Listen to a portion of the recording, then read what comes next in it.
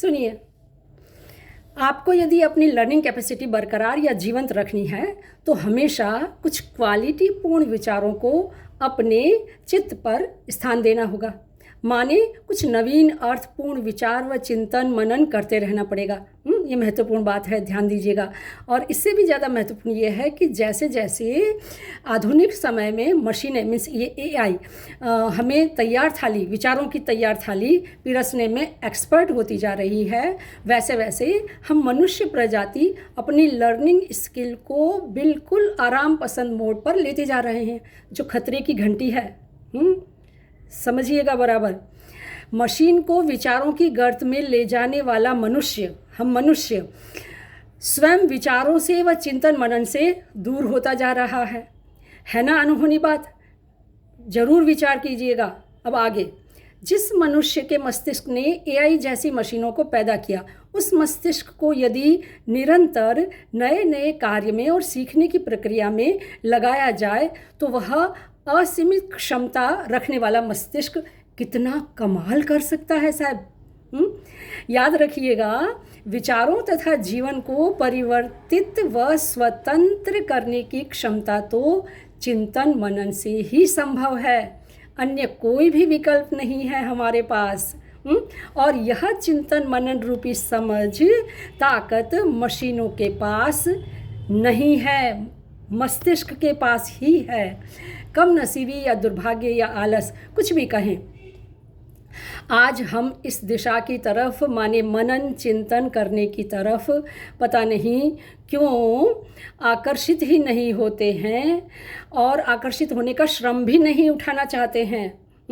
कौन करे मेहनत, ऐसा स्वयं से ही बोल बोल कर हम आलसी बनते जा रहे हैं और शारीरिक व मानसिक बीमारियों के शिकार भी होते जा रहे हैं। पढ़ना लिखना तो जैसे हमने बिल्कुल ही छोड़ दिया है, जबकि याद रखिएगा श्रीमद् भगवद गीता में कृष्ण स्पष्ट कहते हैं ना कि वश्यात्मना तु यतता शक्यो वाप्तु मुपायतः, अर्थात जिसने मन को वश में किया है, ऐसे प्रयत्नशील चिंतन व मननशील मनुष्य द्वारा निरंतर साधन व अभ्यास के साथ सब कुछ प्राप्त होना सरल और सहज हो जाता है।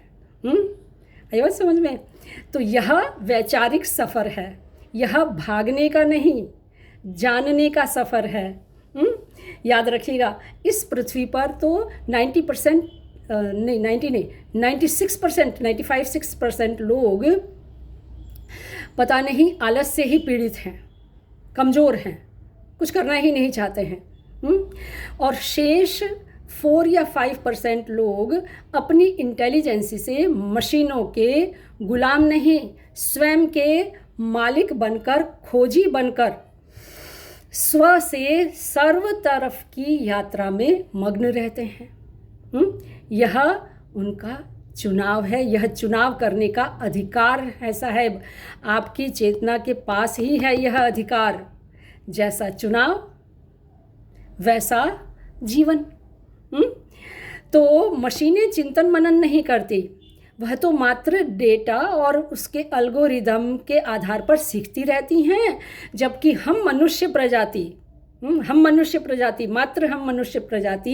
के पास यह असीमित इंटेलिजेंस है। ह्यूमन लर्निंग तो सतत अपनी जागृत इंद्रियों के द्वारा और अपने अनुभवों के द्वारा निरंतर सीखने की प्रक्रिया में कार्यरत रह सकती है।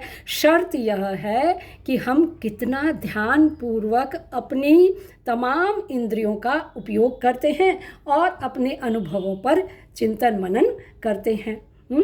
हमारे यही स्किल हमें critical thinking, analytical thinking, correlative skill और इतना ही नहीं, स्पिरिचुअल नॉलेज में माने आत्मचिंतन की तरफ प्रेरित करती है। मैं तो ऐसा मानती हूँ कि उम्र का बढ़ना कुदरती प्रक्रिया है, प्राकृतिक है, नेचुरल है, परंतु परिपक्व होना, मैच्योर होना एक जागृत प्रक्रिया है जो हमारे हाथ में है। जो मशीनों के हाथ में नहीं है, सिर्फ हमारे चुनाव के द्वारा पॉसिबल है। ध्यान दीजिएगा। एक पढ़ता हुआ माने रीडिंग करता हुआ, विचारों व अनुभवों से सीखता हुआ मनुष्य सामान्य मनुष्य से कहीं अधिक उपयोगी व महत्व का है। उनके साथ का सत्संग संबंध सभी को बहुत कुछ दे देता है। सीखने की प्रक्रिया के बिना जीवन जी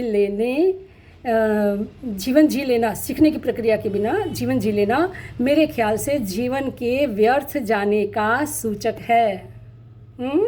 इसलिए सीखते रहो, स्वयं को अपलिफ्ट करते रहो, अपडेट करते रहो, और फिर देखो उम्र के प्रत्येक पड़ाव पर एक बेटर वर्जन आप स्वयं ही अपना प्रस्तुत करते रहेंगे। प्रतिभा विकसित होती रहेगी और आपको देखकर अन्य को भी प्रेरणा मिलती रहेगी।